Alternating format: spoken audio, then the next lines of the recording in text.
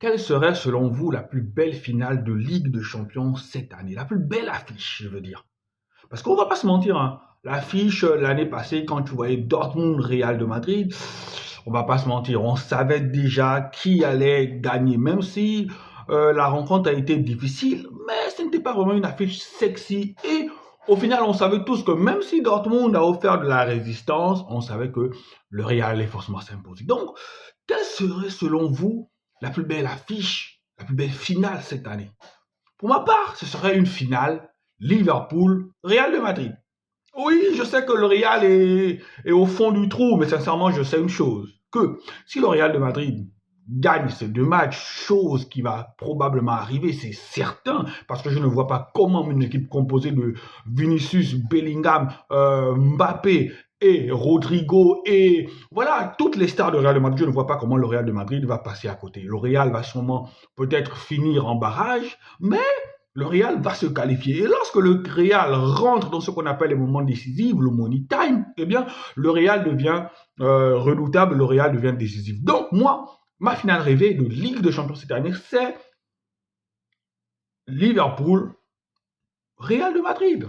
Pourquoi? Parce que la dynamique du Real en ce moment, je pense que le Real, ils sont en train de remonter. Ça devient quelque chose de cohérent. Et si Kylian Mbappé retrouve son niveau avec ce que nous montre, il est en train de retrouver petit à petit son niveau avec un Vinicius Junior des grands jours, avec un Bellingham qui Non, je pense que cette équipe-là va être un sérieux concurrent, encore une fois de plus, à sa propre succession en Ligue des Champions et en Liga. Bref. Donc, en fait, c'est que cette vidéo d'aujourd'hui, c'était pour parler, en fait, de la Première Ligue et du carton, encore une fois de plus, de Liverpool. Liverpool a balayé, je veux dire. En fait, le match était plaisant, mais Liverpool a balayé Tottenham. Et ce que j'aime bien avec Tottenham, c'est que c'est une équipe qui n'abdique jamais, en fait. En fait, c'est que vous ne pouvez pas venir à Tottenham et gagner sur une histoire de 4-5-0. Non, Tottenham, selon sûr que comme vous avez Tottenham aussi, vous avez Henningson, vous avez Kulusevski, vous avez ça, vous avez tous ces joueurs-là. Tottenham aussi est je ne dirais pas une très très grosse équipe de première ligue, mais c'est une bonne équipe de première ligue. Donc, Liverpool s'impose. Liverpool en ce moment, c'est très fort. C'est très fort. Mohamed Salah, il marche sur l'eau en ce moment. Car Luis Diaz plutôt, qui revient très bien.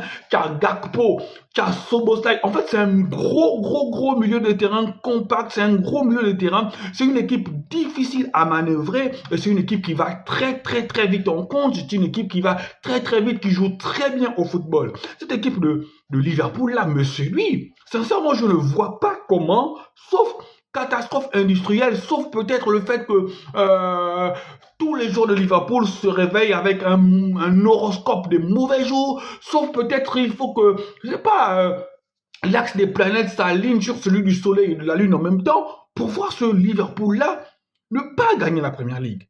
Parce que quand tu te retrouves avec, parce que la principale menace, on pouvait se dire que la principale menace c'était Manchester City. Mais quand tu te retrouves peut-être avec, je pense, 11 points, 11 points de Manchester City, avec un match en retard, mais il y a de quoi espérer.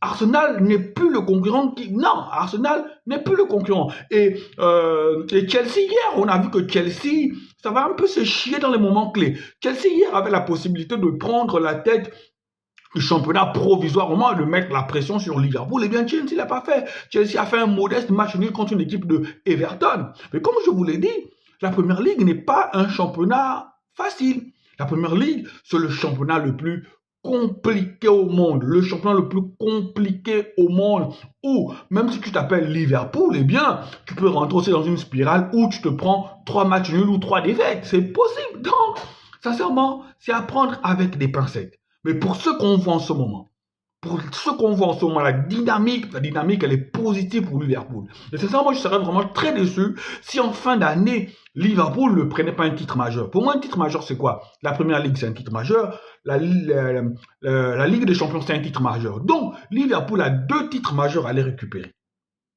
2 titres majeurs. Et il ne faut pas se rater. Si on rate un, on prend l'autre.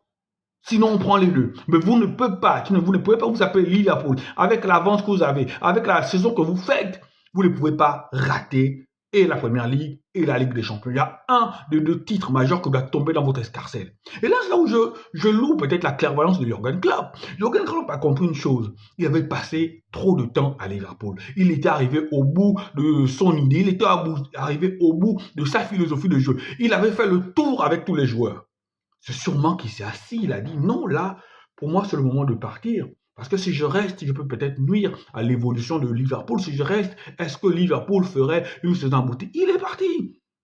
Il a dit, je laisse la place à quelqu'un d'autre qui viendra avec une autre philosophie. Et là, on a vu un petit bonhomme chauve arriver, là, voilà, timidement sur la pointe de pied, Arne Slot.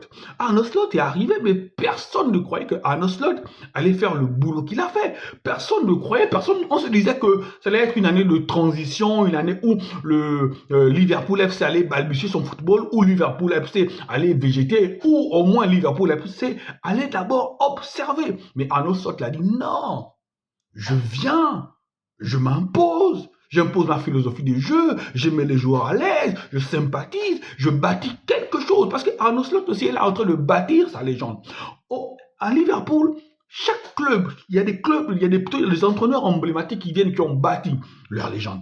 Jürgen Klopp rentre forcément, logiquement, dans la légende de Liverpool. Et là, c'est au tour de Arne Slot de bâtir sa légende à lui. De bâtir sa légende à lui.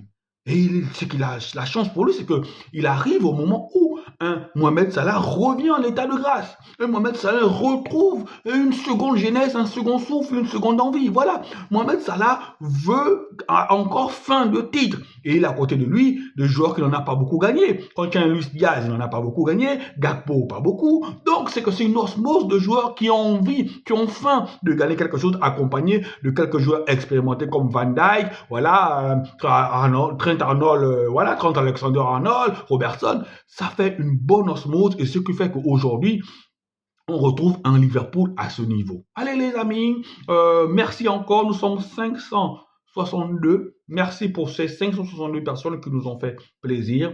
Les vidéos sont là. Si vous n'êtes pas encore abonné, abonnez-vous, likez, partagez et commentez aussi. Et on se retrouve la semaine, non, dans quelques jours pour une nouvelle vidéo. Allez, portez bien, prenez soin de vous.